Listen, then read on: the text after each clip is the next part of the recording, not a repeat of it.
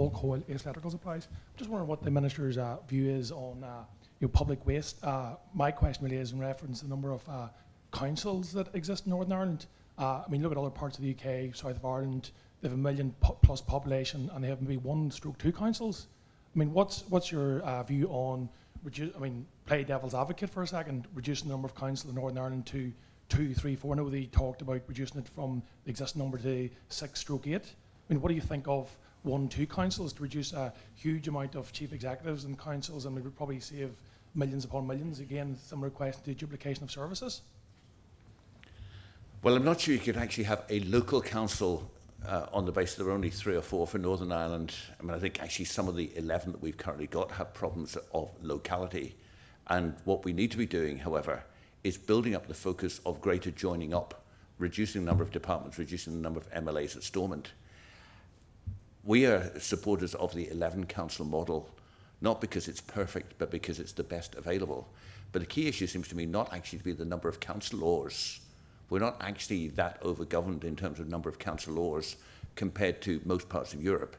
The issue is of the duplication of services.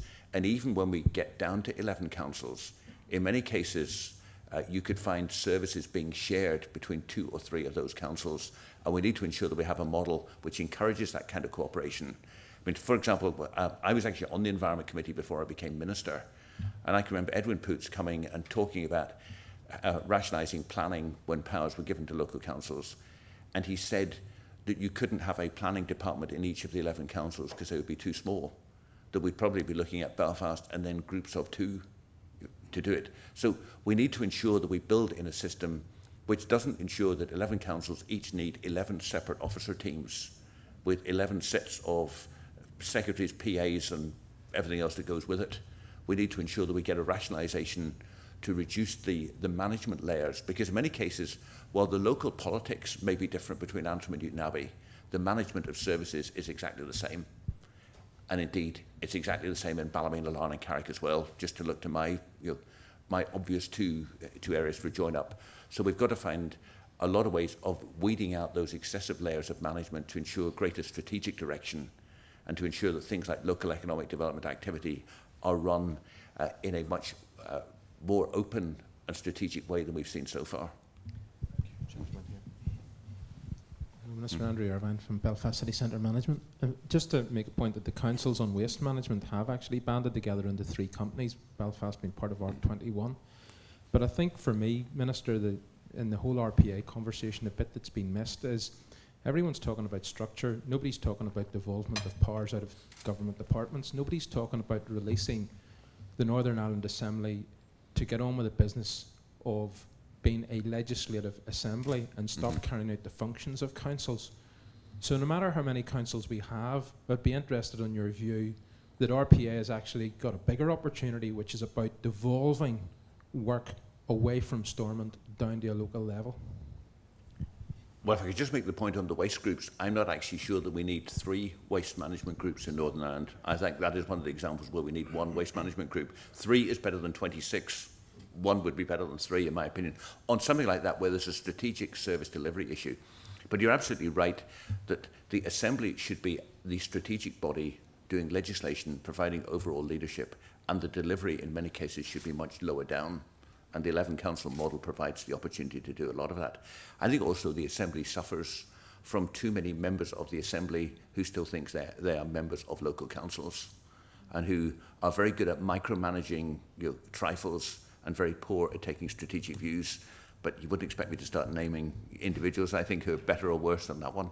But it is an issue, and of course, the dual mandate issue is one where that has come into play as well, that people still think the same way if they're still acting as local councillors.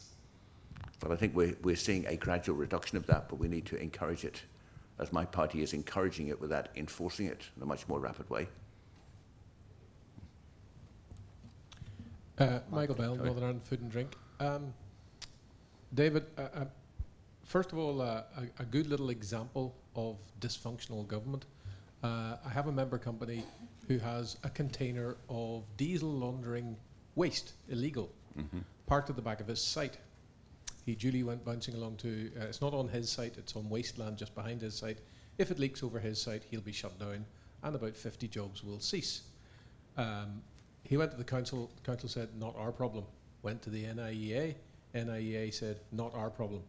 Went to PSNI said, it's either the council or NIEA's problem. We raised it formally with the NIEA, and they said, well, we're still negotiating the terms of where our boundary stops and where the council starts. 3 months later, we raised it again. We're still negotiating the boundary where our jurisdiction stops and theirs starts. We could go on and on about examples of dysfunctional government. My concern, I suppose, is having been around in the food and drink arena for a few years, we've 800 pages of report, but precious little action. How do you think some real traction in terms of culture change can be brought about in the machinery of government? I've heard a lot of discussion about let's restructure it and rearrange the pieces, but frankly, to me, that's a bit of an academic exercise if we can't get an improvement in functionality in what we have currently. And yet the example you give, NIEA and local councils and how they respond together, is the classic example where, well, NIEA, which I believe should be an independent agency, isn't. It is fully part of DOE. DOE is responsible for local government policy. A ministerial decision, accompanied if necessary by legislation, which would, I suspect, be only secondary legislation, would be all that would be required to resolve that. It's an issue as to whether there is ministerial determination. And that's where it does seem to me that many members of the executive have failed to take some of the difficult decisions because it doesn't suit, because it's easier to duck the point. Not something which I believe happens in the Department of Justice, but you can tell me what you think of that one. Gail? Yeah. Good morning, Gail Sargent from Grafton Employment Group. As an organisation, we're very involved with working with youth, social economy, the unemployed, and it's great to hear the words revolution and redesign. But how do you think, or have you any ideas about how you're going to engage business? Because I know over the years this has been a continuum, but as companies have got more leaner, it's much more difficult sometimes for employers to engage. Could you maybe outline some of the initiatives that you've maybe thought of that may put in place?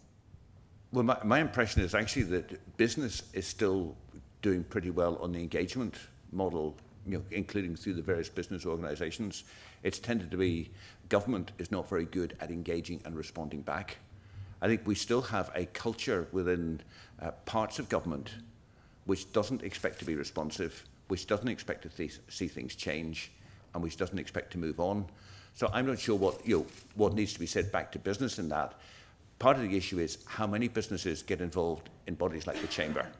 How many businesses actually make their real needs known through the kind of representation that the Chamber or CBI or IOD or whoever can do. Because it's only by that level of organised lobbying that you can get the points through. The issue then is, in many cases, the fact that government doesn't respond terribly well, and part of that is the lack of joined-up governance. That's why we want specifically a Department for the Economy, and to get away from this silly split between DETI and Dell and parts of DARD, so we could actually get a proper economic structure which would ensure that that level of joining up could be done. But it does seem to me it requires both the engagement of business and it involves a political response which says to the civil service, we are here to be responsive, not to continue doing things the way they've always been done. I had that great advantage because a department was devolved and things changed and they were seen to be changed. And we had the opportunity to make an impact in this last year. I'm not sure that some other ministers have taken even the opportunities they've got. Minister, can I ask one? You have your 5-point plan and your roadmap, but one of the key things to economic development is security as well. Do you feel that we have the budget in place and the people in place to help address the current security issue? It's worrying us all a wee bit. Well, nobody could fail to be worried about what we're currently facing in terms of security. I mean, the threat level is officially categorized as severe.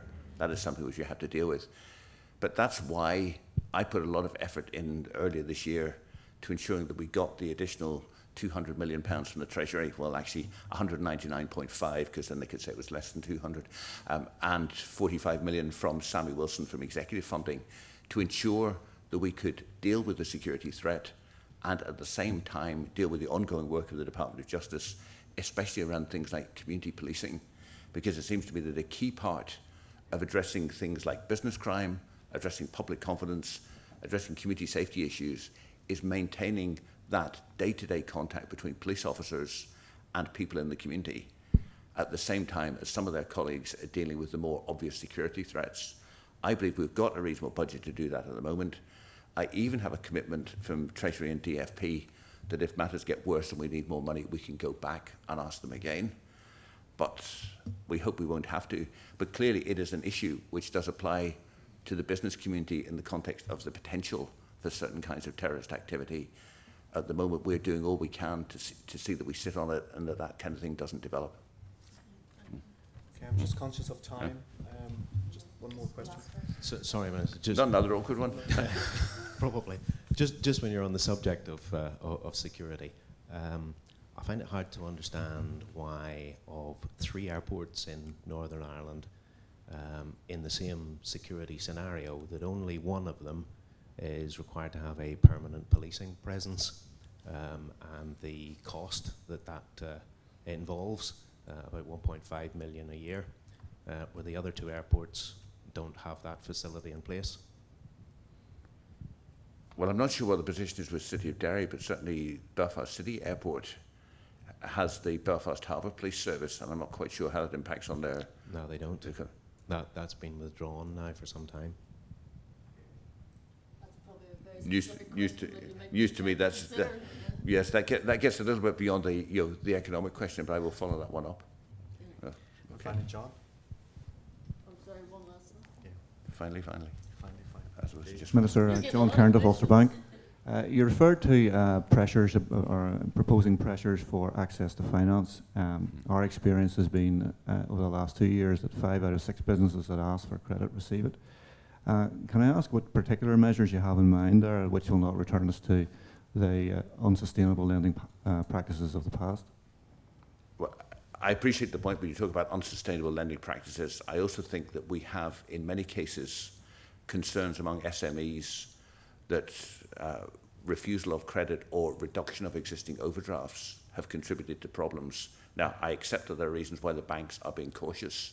My concern is that SMEs are being stifled to some extent because banks are being perceived in some cases as being overcautious. And it seems to me that that is the issue which needs to be discussed rationally between banks and ministers in terms of how the necessary support is provided, whether there are other issues around venture capital or whatever which could assist. But I don't believe that we at the moment are getting the maximum possible benefit in terms of developing some profitable, sustainable SMEs in the circumstances they're in. No doubt you and I will disagree on that point, but that certainly is the way it's been presented to me by a number of small businesses.